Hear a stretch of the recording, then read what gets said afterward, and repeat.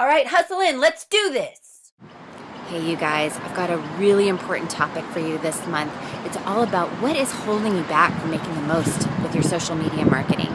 And I think the key factor, the main thing that holds a lot of people back is marketing tends to fall to the bottom of the pile.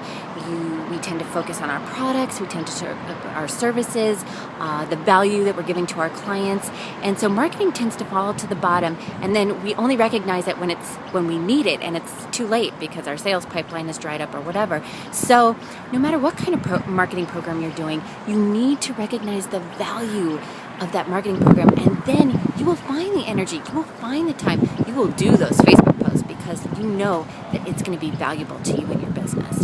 So that's the first key. Recognize the value of the marketing, and then you will go through with it and do it. All right, let's get back out there. Let's go.